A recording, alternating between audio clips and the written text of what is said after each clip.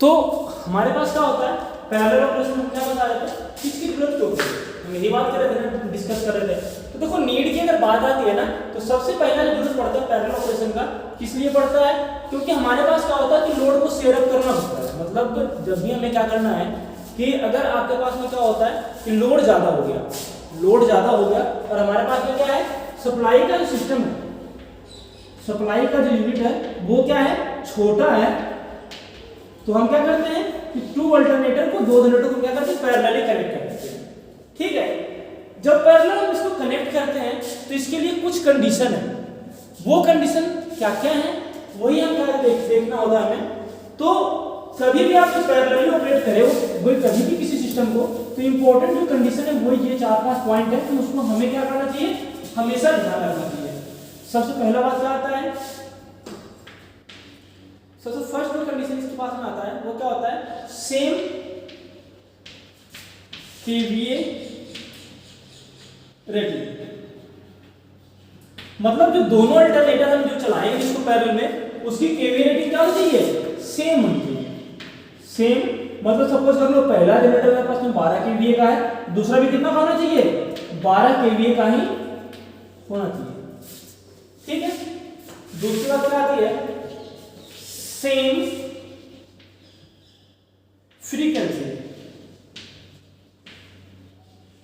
Frequency दोनों क्या होनी चाहिए, सेम होनी चाहिए। अगर इसकी फ्रीक्वेंसी कितनी है, 50 है, तो इसकी भी कितनी होनी चाहिए, 50 हर्ट्ज ही होनी चाहिए, तब जाके ये सिस्टम क्या होगा आपके पास में, पैरेलली ऑपरेट हो पाएगा। ठीक है, तीसरा बात,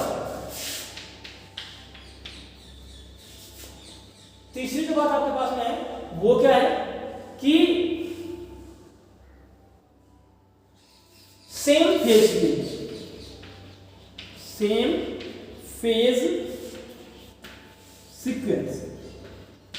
मतलब ये दोनों अल्टरनेटर है, इसके क्या होना चाहिए, फेज सीक्वेंस भी क्या होना चाहिए, सेम ही होना चाहिए, तभी जाकर क्या कर सकते हैं, किसी भी अल्टरनेटर को क्या कर सकते हैं, पैरेलली क्या कर सकते हैं, इसको कनेक्ट कर सकते हैं।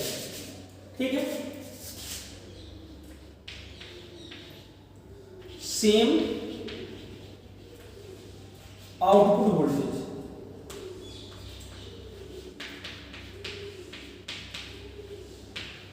आउटपुट वोल्टेज भी क्या होना चाहिए, इस कंडीशन में आपके पास में क्या होना चाहिए, सेम होनी चाहिए। जब आउटपुट वोल्टेज भी आपके पास में सेम है, तभी जाकर क्या कर सकते हैं, किसी भी सिस्टम को पैरेलली ऑपरेट करके हम चला सकते हैं। तो ये सब क्या है आपके लिए, ये सब इंपॉर्टेंट पॉइंट है जिसका पैरेलल ऑपरेशन में क्या करते हैं, कभी भी कोई भी सिस्टम को हम चलाते हैं तो ये सब चीजें हमें क्या होना चाहिए, हमेशा ध्यान रखना चाहिए।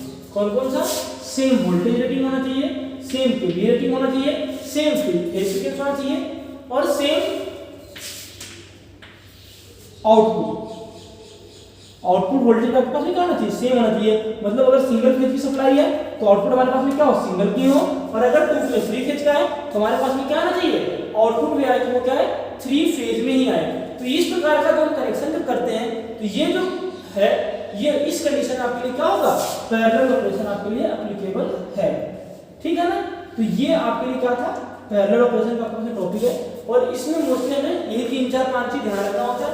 और नीड पैरेलल ऑपरेशन का, तो हमारे पास क्या होता है कि जब भी हमारे पास में ये लगा लो कि अगर स्मॉलर पावर है, मतलब स्मॉलर सिस्टम है, और हमें क्या करना है कि अगर लोड को बढ़ाना है, इंक्रीज कर रहे हैं, लोड अगर इंक्रीज हो रहा है, तो वहाँ पे उस टाइम के लिए हम क्या कर सकते हैं कि वहाँ पे भी हम अल्टरनेटर को क्या कर सकते हैं, जो दो अगर पहला वाला छोटा है उसी का सेम ऐड करके क्या कर सकते हैं, उसको पैरेलली ऑपरेट करके चला सकते हैं। ठीक है ना, तो ये था आज आपका टॉपिक। अभी इसमें और भी टॉपिक बचा हुआ तो कल देखते हैं। कल का टॉपिक है वो सिंक्रोनाइजेशन।